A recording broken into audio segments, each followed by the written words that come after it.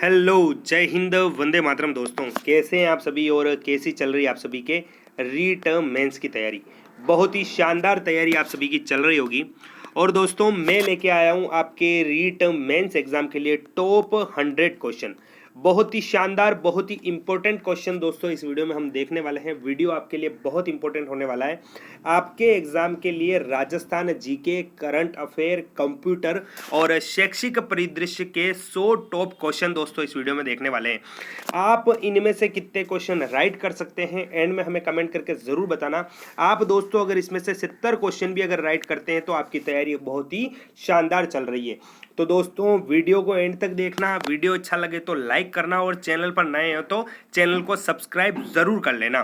दोस्तों वीडियो शुरू करते हैं। पहला क्वेश्चन है, गुहिल वंश की शाखाओं से संबंधित कौन सा कथन असत्य है? असत्य कथन बताना है प्यारे साथियों। कथन को पढ़ते हैं।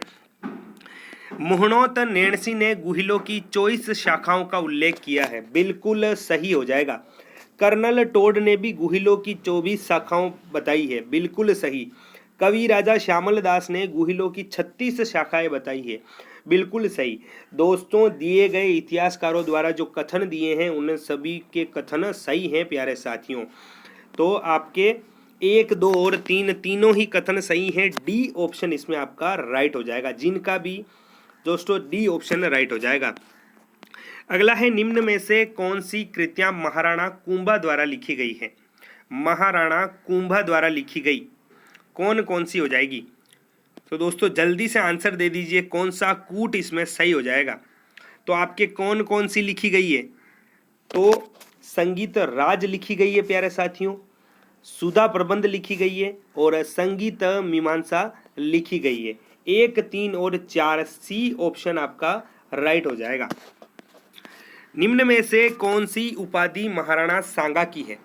महाराणा सांगा की कौन सी हो जाएगी? तो महाराणा सांगा की उपाधि आपके हिंदूपत हो जाएगी। हिंदूपत की उपाधि आपके महाराणा सांगा की है। इतिहासकार आरसी मजूमदार के अनुसार गुर्जर प्रतिहारों ने कितनी शताब्दी तक अरब आक्रमणकारियों के लिए बाधक का काम किया? दोस्तों राइट आंसर क्या हो जाएगा इसका? तो दोस्तों आपका राइट आंसर होगा इसका 6ठी शताब्दी से 12वीं शताब्दी तक। जिनका भी डी ऑप्शन था उन सभी का राइट होगा। किस प्रतिहार शासक ने सर्वप्रथम जालोर को अपनी राजधानी बनाया? बहुत ही टॉप के क्वेश्चन हैं दोस्तों, इनको ध्यान से देखना। किस प्रतिहार शासक ने सर्वप्रथम जालोर को अपनी राजधानी बनाया? कौन सा शासक था? तो ये आपके नागभट्ट प्रथम था प्यारे साथियों। ए ऑप्शन आपका राइट होगा। निम्न गुर्जर प्रतिहार शासकों को उनके कालानुक्रम में व्यवस्थित कीजिए। कालानुक्रम में व्यवस्थित करना है प्यारे साथियों। तो दोस्तों सबसे पहले कौन सा होगा? सबसे पहले आपका नागभट्ट प्रथम हो जाएगा। इसके बाद आपका महेंद्रपाल प्रथम होगा और भोज द्वितीय होगा और त्रिलोचन पाल। दोस्तों सभी आपके सीरियल वाइज ही आएंगे, 1, 2, 3, 4 चौथे डी ऑप्शन में इसका है। डी ऑप्शन आपका राइट हो जाएगा। चौहानों की उत्पत्ति के संबंध में सही सुमेलित कौन सा नहीं है? चौहानों की उत्पत्ति के बारे में ऑप्शन को ध्यान से पढ़िए। केवल 5 सेकंड का समय मिलेगा, जल्दी से आंसर दे दीजिए। इसका राइट आंसर क्या होगा प्यारे साथियों? तो कौन सा हो जाएगा? आपके सूर्यवंशी कर्नल टोड वाला हो जाएगा। कर्नल टोड ने सूर्यवंशी नहीं कहा है चौहानों को। बाकी याद रखना है, ब्राह्मणवंशी गोपीनाथ शर्मा अग्निकुंड से सूर्यमल मिश्रण और चंद्रवंशी हांसी शिलालेख हो जाएगा। ललित विग्रह राज के लेखक सोमदेव किसके दरबारी कवि थे? ललित विग्रह राज किसके द्वारा लिखी गई? सोमदेव के द्वारा।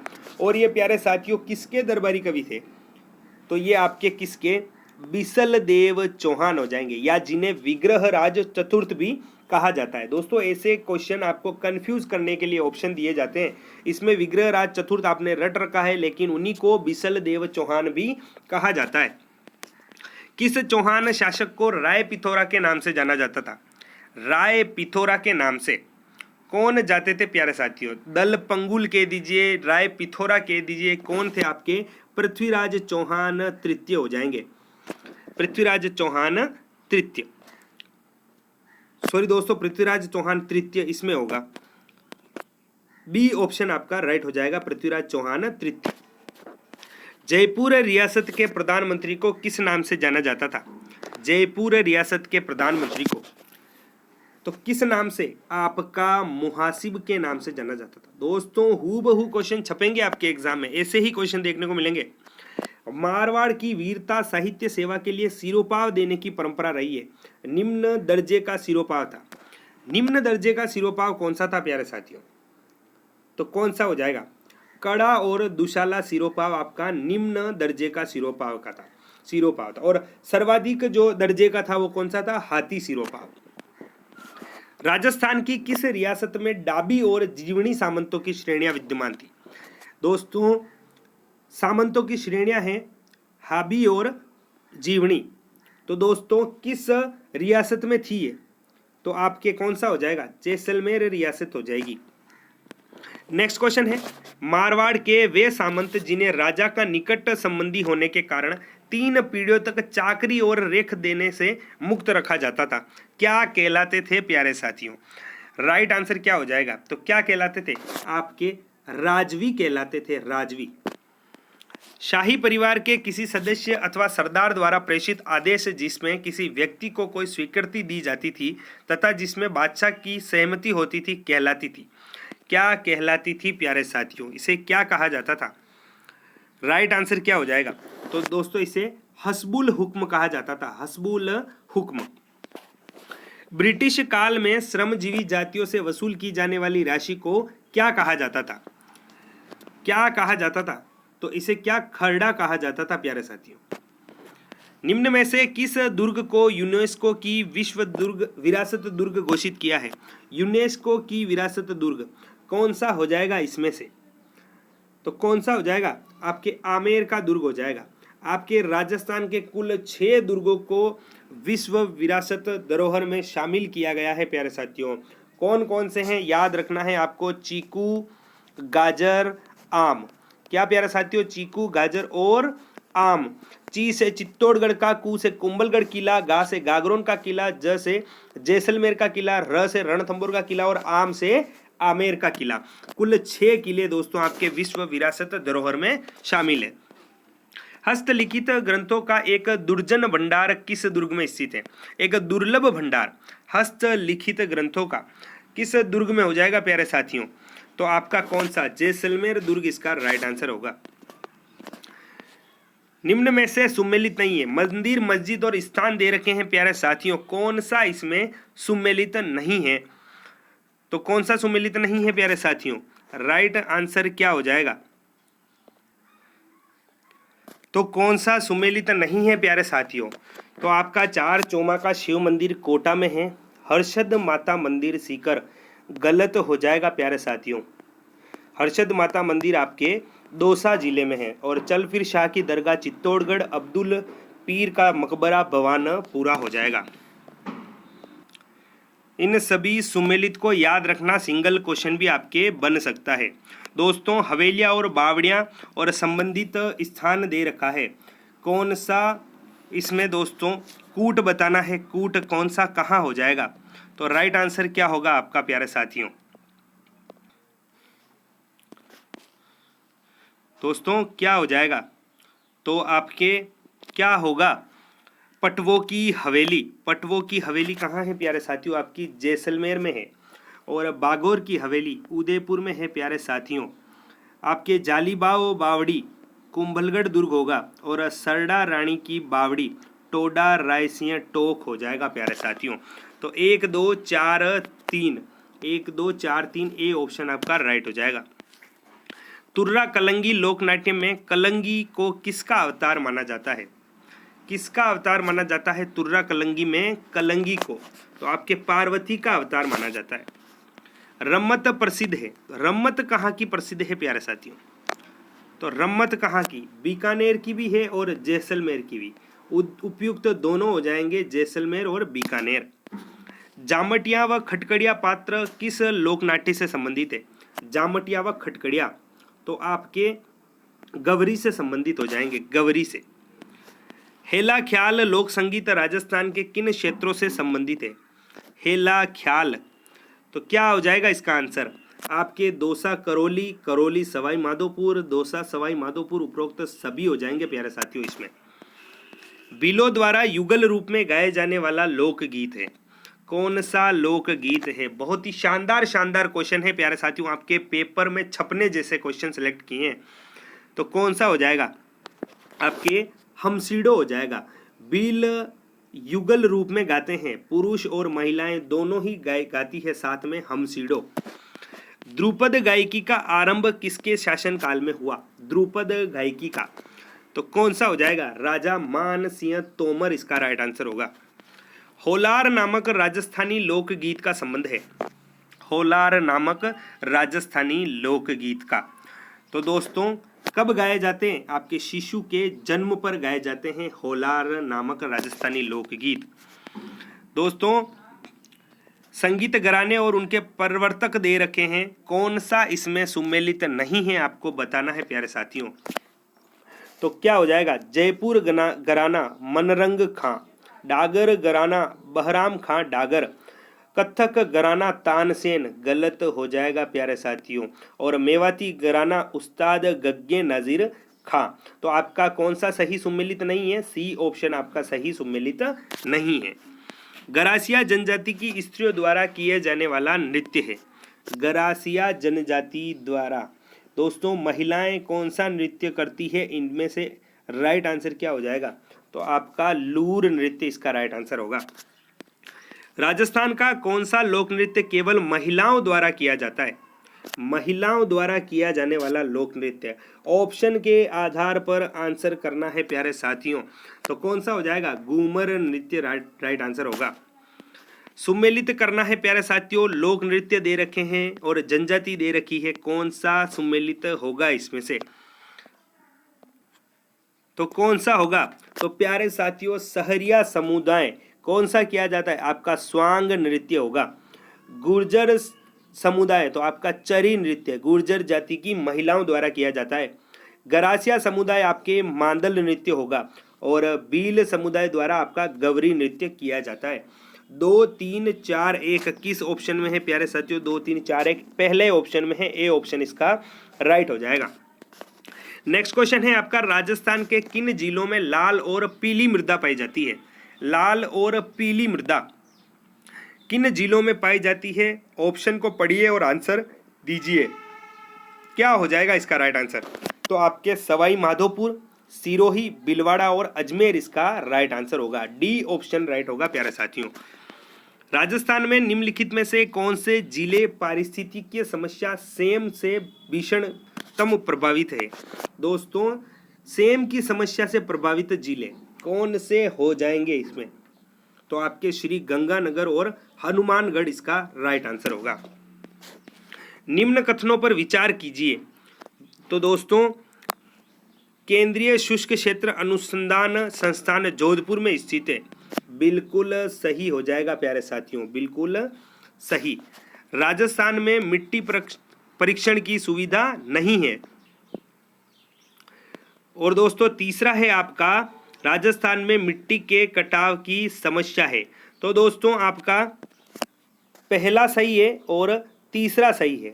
दोस्तों राजस्थान में मिट्टी परीक्षण की सुविधा उपलब्ध है, ऑप्शन में नहीं दे रखा है, तो दूसरा आपका गलत होगा। 1 और 3 आपका सही हो जाएगा, 1 व 3 सही चौथे ऑप्शन में हो जाएगा। निम्न में से कौन सा कथन गलत है? गलत कथन कौन सा हो जाएगा इसमें से प्यारे साथियों? तो दोस्तों आपका मिट्टी की लवणता एवं क्षारीयता को कम करने के लिए जिप्सम का उपयोग किया जाता है, बिल्कुल सही। राजस्थान की सर्वाधिक उपजाऊ मिट्टी जलोढ़ मिट्टी है, बिल्कुल सही होगा। और दोस्तों आपका वर्टिसोल्स मृदा मेवाड़ क्षेत्र में पाई जाती है, गलत हो जाएगा। और राजस्थान के पश्चिमी भाग में एंटीसोल्स मृदा पाई जाती है, बिल्कुल सही। तो कौन सा गलत है आपका? सी ऑप्शन गलत हो जाएगा। दोस्तों वर्टिसोल्स मृदा कहाँ पाई जाती है ये आप हमें कमेंट करके बताएंगे। निम्नलिखित में से कौन सा युग्म सम्मिलित नहीं है? दोस्तों कौन सा सम्मिलित नहीं है इसमें से? तो आपका गेब सागर डूंगरपुर में है, बिल्कुल सही। पिथमपुरी सीकर में है, बिल्कुल सही। नवलखा झील आपकी बूंदी में है, और मान सागर झालावाड़ दे रखा है, गलत हो जाएगा प्यारे साथियों। मान सागर झालावाड़ नहीं है, झालावाड़ में नहीं है प्यारे साथियों। मानसागर आपकी कहाँ, जयपुर में स्थित है। तो आपका युग्म सुमेलित कौन सा, डी नहीं होगा। दोस्तों कौन सा कथन गलत है, गलत कथन बताना है इसमें से। राजस्थान भूमिगत जल बोर्ड की स्थापना वर्ष 1950 में जोधपुर में की गई, बिल्कुल सही। जैसलमेर में स्थित कावोद झील मीठे पानी की झील है, गलत होगा प्यारे साथियों। आनंद सागर झील बांसवाड़ा में है, बिल्कुल सही। और तालाब शाही झील जोधपुर धौलपुर में है, राइट होगा। कावोद दोस्तों आपके मीठे पानी की झील नहीं है, खारे पानी की झील है, गलत आपका बी ऑप्शन होगा। जल ग्रहण की दृष्टि से राजस्थान में नदियों का सही क्रम बताना है, जल ग्रहण की दृष्टि से प्यारे साथियों। तो दोस्तों क्या होगा जल ग्रहण की दृष्टि से, तो आपका कौन सा कूट राइट हो जाएगा इसमें, तो सी ऑप्शन राइट होगा। बनास, लूणी, चंबल और फिर माही हो जाएगा प्यारे साथियों। नेक्स्ट क्वेश्चन है, लंबाई के आधार पर राजस्थान में नदियों का आरोही क्रम बताना है। लंबाई के आधार पर राजस्थान में नदियों का आरोही क्रम क्या हो जाएगा प्यारे साथियों इसमें, तो आपका क्या होगा, चंबल होगा, फिर माही, लूणी और फिर बनास, बी ऑप्शन आपका राइट होगा। निम्नलिखित में से राजस्थान की आंतरिक प्रवाह की नदियां कौन सी है। आंतरिक प्रवाह की नदियां बतानी है प्यारे साथियों, कौन सी हो जाएगी, तो आपके कांतली, मसूरदी, साबी और बाणगंगा, ये दोस्तों आपके नदियां आंतरिक प्रवाह की नदियां होगी। दोस्तों नदियां दे रखी है और उद्गम स्थल दे रखे हैं, सुमेलित करना है, राइट क्या हो जाएगा इसमें,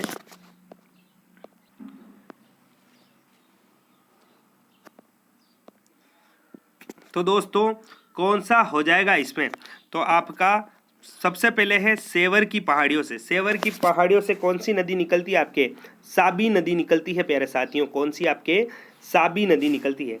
कोटड़ी की पहाड़ियों से आपकी काकने नदी निकलती है।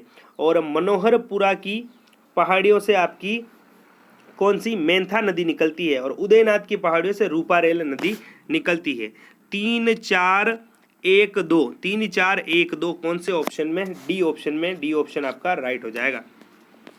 नेक्स्ट है, लूणी नदी से संबंधित निम्नलिखित तथ्यों पर विचार करते हुए असत्य कथन छांटना है। दोस्तों असत्य कथन बताना है आपका। लूणी नदी अरब सागरीय अफवाह तंत्र की नदी है, बिल्कुल सही होगा। लूणी बेसिन में प्राचीन जलोढ़ या बांगर का विस्तार है, बिल्कुल सही। मल्लीनाथ पशु मेला लूणी नदी के किनारे भरता है, बिल्कुल सही होगा। और साबी नदी लूणी की सहायक नदी है, गलत हो जाएगा। साबी आपके लूणी की सहायक नदी नहीं है, आपका डी ऑप्शन राइट होगा, असत्य बताना था। कौन सा कथन गलत है, दोस्तों सहायक नदियां दे रखी है, कौन सा कथन गलत होगा इसमें से, तो दोस्तों बनास नदी की सहायक नदियां बेड़च, कोठारी और खारी, बिल्कुल सही। माही नदी की सहायक नदियां सोम, जाखम, अनास, चांप, बिल्कुल सही। लूणी की सहायक नदियां हतमती, वाकल, सेई, गलत हो जाएगा प्यारे साथियों। आपके लूणी की आपके कौन कौन सी है, जोजड़ी है। दोस्तों जो लूणी नदी की जो नदियां हैं, सहायक नदियां, उनको याद रखने की ट्रिक दोस्तों मैंने शॉर्ट ट्रिक बता रखी है, प्लेलिस्ट में जाकर वीडियो ज़रूर देखना। तो दोस्तों कौन सा आपका हो जाएगा, आपका सी ऑप्शन राइट हो जाएगा, सी ऑप्शन इसमें गलत है। सही सुमेलित नहीं है, कौन सा सही सुमेलित नहीं है प्यारे साथियों, तो मोरा सागर बांध टोंक दोस्तों आपका सही सुमेलित नहीं है, पहला ही ऑप्शन। पांचना बांध करौली में है, हिंगोलिया बांध जयपुर में है, गोसुंडा बांध चित्तौड़गढ़ में है, लेकिन मोरा सागर बांध टोंक में नहीं होगा, असुमेलित है।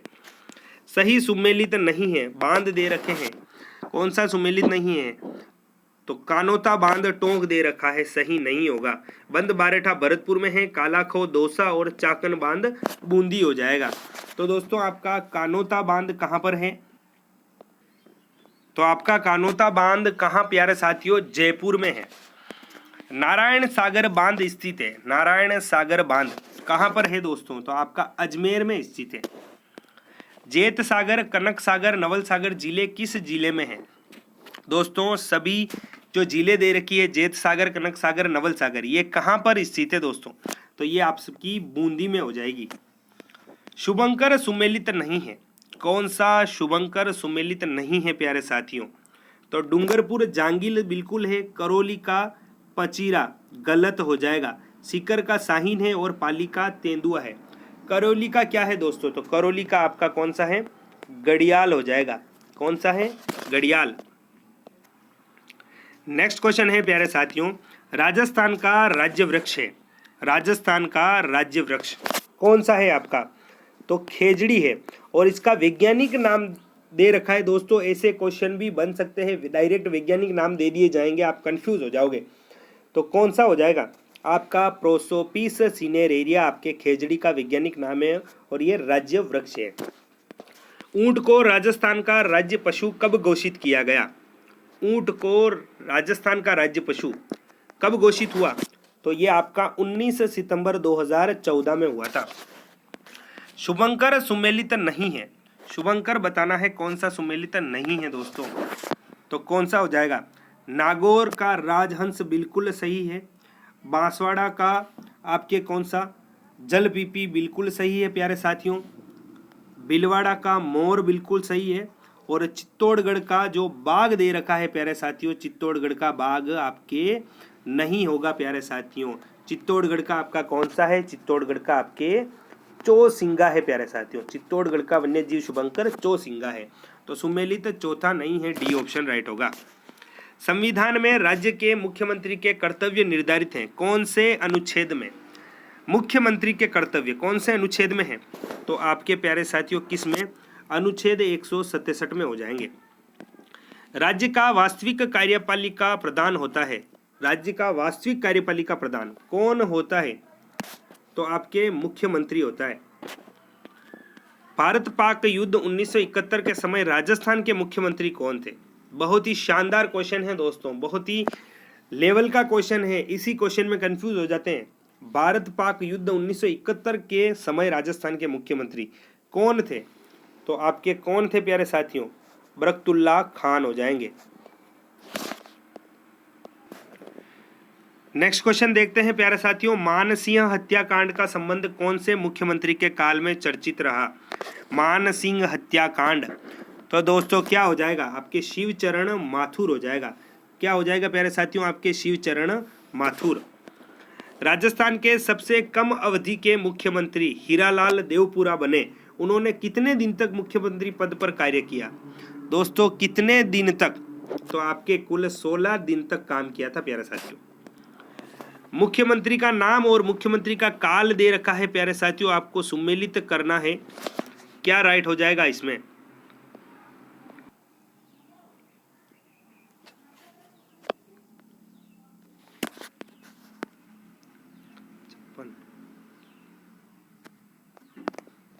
छप्पन में आपके सी 4।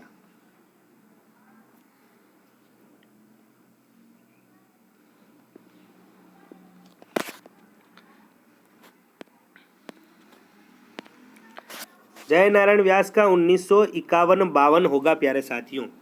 इसके बाद आपके हरिदेव जोशी, तो हरिदेव जोशी का क्या हो जाएगा? 1985-88 हो जाएगा। अगला है दोस्तों आपके मोहनलाल सुखाड़िया, इनका काल क्या होगा? 1967 से 71 होगा, और जगन्नाथ पहाड़िया का 1980 से 81 हो जाएगा प्यारे साथियों, जगन्नाथ पहाड़िया का। नेक्स्ट क्वेश्चन की तरफ चलते हैं प्यारे साथियों। नेक्स्ट क्वेश्चन देखते हैं। ये जो काल सुमेलित करवाए हैं प्यारे साथियों, इनको याद रख लेना, एग्जाम में सिंगल क्वेश्चन भी आपके बन सकता है। तो दोस्तों इसमें क्या था? 4 1 3 2, आपका सी ऑप्शन राइट हो जाएगा।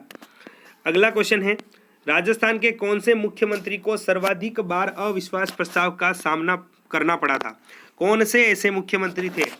तो ये कौन थे? आपके मोहनलाल सुखाड़िया हो जाएंगे। राजस्थान में अब तक कुल कितने बार विश्वास प्रस्ताव प्रस्तुत हुआ और उस समय उस पर चर्चा हुई? कितनी बार हुई प्यारे साथियों? तो आपके 5 बार हो चुका है। संविधान के अनुच्छेद 164(1) के अनुसार राजस्थान का मुख्यमंत्री कैसा होगा प्यारे साथियों? तो कैसा प्यारे साथियों? नियुक्त हो जाएगा। नेक्स्ट है, कथन और कारण, मुख्यमंत्री राज्य सरकार के किसी मंत्री को बर्खास्त कर सकता है। और मुख्यमंत्री राज्य परिषद का प्रमुख होता है। इसका राइट आंसर क्या होगा प्यारे साथियों? तो दोस्तों आपका क्या हो जाएगा? राइट आंसर क्या होगा इसमें? जल्दी से आंसर दीजिए। तो आपका ए गलत है किंतु आर सही है। ए गलत है कि मुख्यमंत्री राज्य सरकार के किसी मंत्री को बर्खास्त कर सकता है, लेकिन मुख्यमंत्री राज्य परिषद का प्रमुख होता है। बिल्कुल ए गलत है, आर सही हो जाएगा। राजस्थान में जन आधार योजना कब लागू की गई? राजस्थान में जन आधार योजना तो कब लागू हुई? 18 दिसंबर 2019 को। मुख्यमंत्री किसान मित्र ऊर्जा योजना के अंतर्गत असत्य कथन कौन सा है?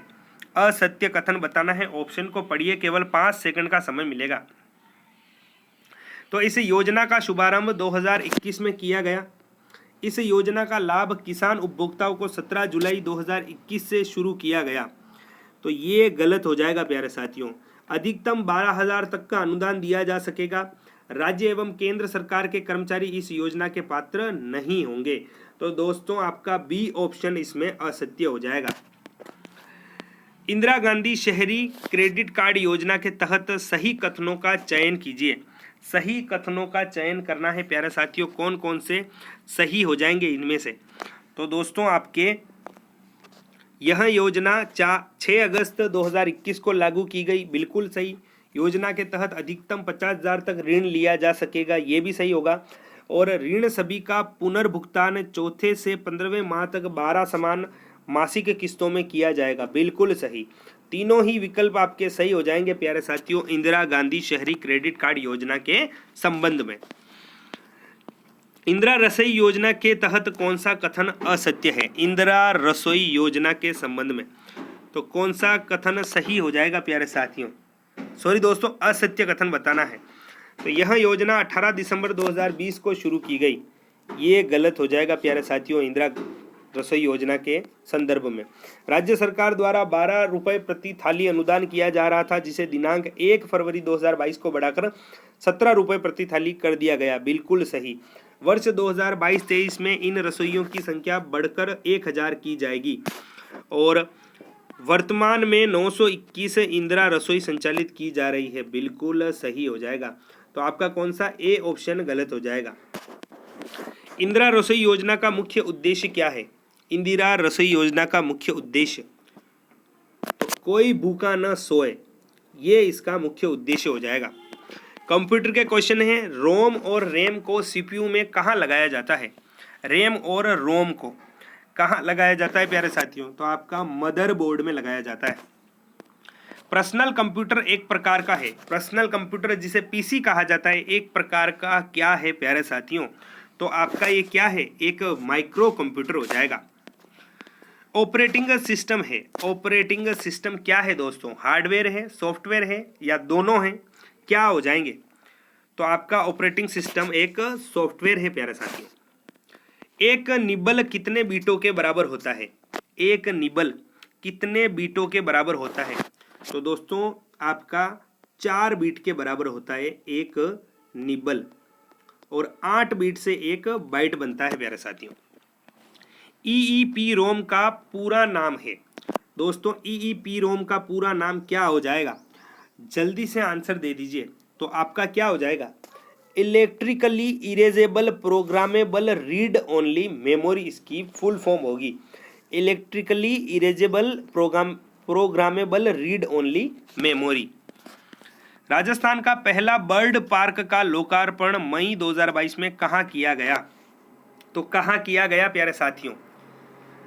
पहला बर्ड पार्क का लोकार्पण तो आपके कहाँ हुआ था? ये आपके उदयपुर में हुआ था प्यारे साथियों। कांस फिल्म फेस्टिवल फ्रांस में भाग लेने वाले राजस्थानी लोक कलाकार थे। दोस्तों कांस फिल्म फेस्टिवल कहाँ हुआ? फ्रांस में। और राजस्थान के लोक कलाकार कौन थे? तो दोस्तों मामे खान ने भाग लिया था यहाँ पर, मामे खान ने। मई 2022 में राजीव गांधी खेल रत्न अवार्ड में सर्वश्रेष्ठ खिलाड़ी को इनामी राशि कितनी मिली? कितनी मिली प्यारे साथियों? तो राइट आंसर क्या होगा? आपके 7.5 लाख रुपए राइट आंसर हो जाएगा। नेक्स्ट क्वेश्चन है आपका, राजस्थान निक्षय संबल योजना का संबंध है? किससे संबंध है प्यारे साथियों? राजस्थान निक्षय संबल योजना का। तो किससे संबंध है आपका? तो आपके टीबी रोगियों को संबल एवं सहयोग उपलब्ध कराने के लिए क्या हो जाएगा? टीबी रोगियों को संबल एवं सहयोग उपलब्ध कराने के लिए राजस्थान निक्षय संबल योजना शुरू की गई। चुप्पी तोड़ो सयानी बनो अभियान के द्वितीय चरण की शुरुआत कहाँ से हुई? चुप्पी तोड़ो सयानी बनो, इसके द्वितीय चरण की शुरुआत कहाँ से हुई प्यारे साथियों? तो आपके जयपुर से हुई थी। आमागढ़ लेपर्ड पार्क स्थित है। आमागढ़ लेपर्ड पार्क कहाँ पर स्थित है? तो ये आपके जयपुर में स्थित है। असत्य युग्म बताना है। खिलाड़ी और उनसे संबंधित खेल दे रखे हैं, तो कौन सा असुमेलित है? आपका अभिनव शर्मा बैडमिंटन सही हो जाएगा। सरिता मोर हॉकी नहीं होगा प्यारे साथियों। अवनी लेखरा पैराशूटिंग से संबंधित है और रजत चौहान तीरंदाजी से, तो असत्य आपका बी ऑप्शन हो जाएगा। नेक्स्ट है, हाल ही में चर्चित खंडेला का रोहिल क्षेत्र कौन से खनिज भंडार के लिए चर्चा में है? दोस्तों खंडेला का रोहिल क्षेत्र किस खनिज के लिए? तो कौन सा हो जाएगा? आपके यूरेनियम के लिए प्रसिद्ध, यूरेनियम के लिए चर्चा में है। असत्य कथन बताना है प्यारे साथियों। असत्य कथन इनमें से कौन सा हो जाएगा? तो आपके आंचल कार्यक्रम की शुरुआत करौली जिले में की गई, बिल्कुल सत्य। मिशन बुनियाद का प्रारंभ 6 जिलों में किया गया, बिल्कुल सही। मिशन सुरक्षा चक्र बच्चों में कुपोषण समस्या के लड़ने के लिए जैसलमेर से शुरू किया गया, ये गलत हो जाएगा। और एमएसएमई के क्षेत्र में करौली को एस्पिरेशनल डिस्ट्रिक्ट की श्रेणी में दूसरा स्थान प्राप्त हुआ, बिल्कुल सही हो जाएगा। आपका सी ऑप्शन इसमें गलत होगा। राज ओलिव स्टोर का शुभारंभ किया गया। राज ओलिव स्टोर का कहाँ से किया गया प्यारे साथियों? तो राइट आंसर क्या होगा आपका? दुर्गापुरा अनुसंधान केंद्र जयपुर से। विद्यालय प्रबंधन समिति का अध्यक्ष होता है। विद्यालय प्रबंधन समिति का अध्यक्ष तो कौन होता है? अभिभावक होता है प्यारे साथियों। विद्यालय विकास एवं प्रबंध समिति का गठन किया गया है जहां विद्यालय संचालित हैं। कौन सा विद्यालय दोस्तों? तो आपके कक्षा 9 से 12 तक, कक्षा 9 से 12 तक। स्कूल प्रबंध समिति के सदस्य होते हैं एक को छोड़कर, तो दोस्तों राइट आंसर क्या होगा इसमें? तो इनमें से किसको छोड़कर आपके स्कूल प्रबंध समिति के सदस्य होते हैं? तो शिक्षा मंत्री राज्य सरकार को छोड़कर इसमें जो ऑप्शन दे रखे हैं वो सभी आपके स्कूल प्रबंध समिति के सदस्य होते हैं। विद्यालय में पढ़ने वाले छात्र छात्राओं के माता पिता या अभिभावक, विद्यालय में कार्यरत शिक्षक या स्थानीय प्राधिकारी बोर्ड से निर्वाचित व्यक्ति और स्थानीय प्राधिकारी के अन्य सभी निर्वाचित सदस्य व उस गांव के वार्ड में जहां विद्यालय स्थित है, तो ये सभी आपके स्कूल प्रबंध समिति के सदस्य होते हैं। नेक्स्ट है, शैक्षिक प्रबंध एवं प्रशासन के लिए लूथर गुलिक द्वारा प्रदत्त सूत्र के अक्षर में डी का अर्थ क्या है? दोस्तों लूथर गुलिक का सूत्र है प्यारे साथियों, तो इसमें डी का अर्थ क्या होगा? डी का अर्थ क्या हो जाएगा प्यारे साथियों? तो डी का अर्थ निर्देशन या डायरेक्टिंग हो जाएगा। सी ऑप्शन आपका राइट होगा। आधुनिक प्रबंध का जनक कौन है? आधुनिक प्रबंधन का जनक कौन हो जाएगा? तो आपके हेनरी फियोल राइट आंसर होगा। नेक्स्ट क्वेश्चन है, विद्यालय प्रबंध प्रक्रिया के अंग हैं। कौन कौन से अंग है प्यारे साथियों? तो आपके संगठन, नियोजन और नियंत्रण, उपरोक्त सभी आपके विद्यालय प्रबंध प्रक्रिया के अंग हैं। गणपूर्ति के अभाव में विद्यालय प्रबंध समिति के बैठक 7 दिन बाद आयोजित होती है, इसमें कोरम पूर्ति होती है। तो कोरम पूर्ति दोस्तों आपके कोरम पूर्ति की आवश्यकता नहीं होती है प्यारे साथियों। इसमें एनईपी 2022 के अनुसार नई शैक्षणिक पाठ्यक्रम प्रणाली क्या है? राइट आंसर क्या होगा? जल्दी से ऑप्शन पढ़िए और आंसर दीजिए। एनईपी 2022 के अनुसार नई शैक्षणिक पाठ्यक्रम प्रणाली का क्या है प्यारे साथियों? तो राइट आंसर क्या होगा? आपका डी ऑप्शन इसमें राइट हो जाएगा। कौन सा? D option. दोस्तों परख राष्ट्रीय शिक्षा नीति 2020 में शामिल एक राष्ट्रीय मूल्यांकन केंद्र है। परख में पी का अर्थ क्या है? दोस्तों परख क्या है? राष्ट्रीय शिक्षा नीति 2020 में शामिल एक राष्ट्रीय मूल्यांकन केंद्र है। और दोस्तों इसमें पी का अर्थ क्या है? तो पी का अर्थ क्या हो जाएगा प्यारे साथियों? आपका परफॉर्मेंस होगा, परफॉर्मेंस। राष्ट्रीय शिक्षा नीति 2020 क्या सिफारिश करती है? राष्ट्रीय शिक्षा नीति 2020 क्या सिफारिश करती है प्यारे साथियों? तो आपके बहुभाषावाद हो जाएगा, बहुभाषावाद। युयुत्सा है, युयुत्सा क्या है प्यारे साथियों? तो एक मूल प्रवृत्ति हो जाएगा, मूल प्रवृत्ति। नेक्स्ट क्वेश्चन है, किशोरावस्था के दौरान विकासात्मक परिवर्तनों के फलस्वरूप होने वाली एक मुख्य समस्या है। कौन सी समस्या होगी? तो दोस्तों समायोजन की कमी इसका राइट आंसर हो जाएगा। संगणन का सिद्धांत निम्न में से किसकी व्याख्या करता है? संगणन का सिद्धांत तो किसकी? स्मृति की व्याख्या करता है। निम्नलिखित में से कौन सा कथन एक बालक का एक व्यक्ति के रूप में विकास के बारे में सही है? एक बालक का एक व्यक्ति के रूप में विकास के बारे में कौन सा सही होगा? तो आपका कौन सा हो जाएगा प्यारे साथियों? विकास एक संचय प्रक्रिया है। निम्न में से कौन सा कथन सही नहीं है? कौन सा कथन सही नहीं है प्यारे साथियों? तो दोस्तों कौन सा हो जाएगा? आपके जो अध्यापक यह विश्वास करता है कि विकास प्रकृति की वजह से होता है, वह अनुभव प्रदान करने को महत्व नहीं देता है। बिल्कुल सही। प्रारंभिक अनुभव महत्वपूर्ण होते हैं और अध्यापक का हस्तक्षेपण भी महत्वपूर्ण होता है। बिल्कुल सही। प्रारंभिक जीवन की नकारात्मक घटनाओं के प्रभाव से कोई भी अध्यापक बचाव नहीं कर सकता है, ये गलत हो जाएगा।